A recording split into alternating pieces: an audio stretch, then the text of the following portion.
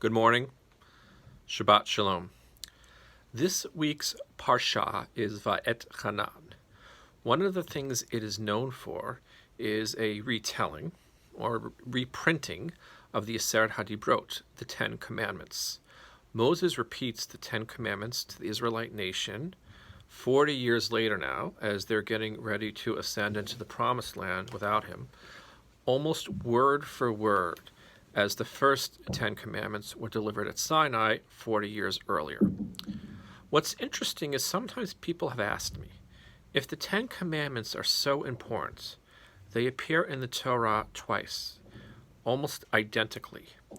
And if you see so many representations of the 10 Commandments in synagogues and other holy places throughout the world, if they were God's divine word to Moses and to the Israelite nation, why is it we don't ever see the Ten Commandments replicated in the Siddur, in our prayer book, in the Machzor for the high holidays?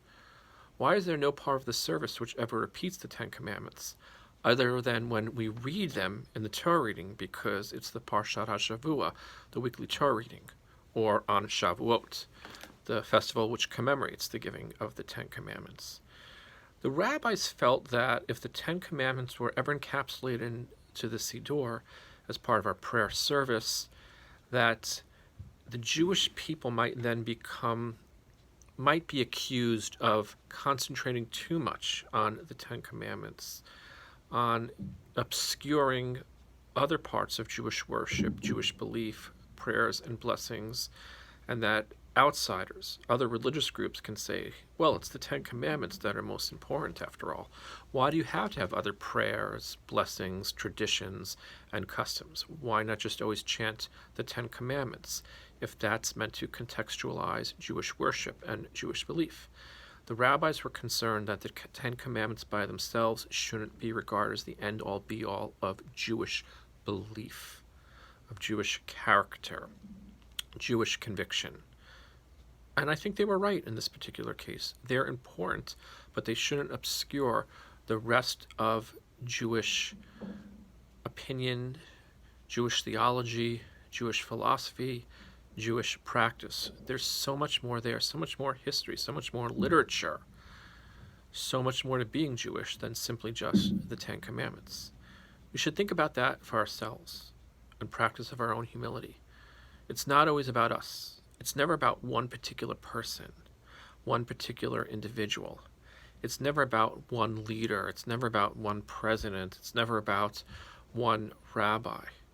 We all matter. We're all part of the collective good, working towards something. That's what it means to be part of a community. That's what it means to be part of Am Yisrael, the nation, or really the family of Israel. It's never simply about one thing. It's always about a bigger picture. And we should never lose sight of that. Just a thought and a wish that I want to leave you with as we head into Shabbat, this Shabbat of Nachamu, the Sabbath of comfort after Tisha B'Av. I'm Rabbi Michael Stenger, and this was my Friday morning 4-minute Vort. Hope you like it. Please feel free to share. Stay safe and stay healthy.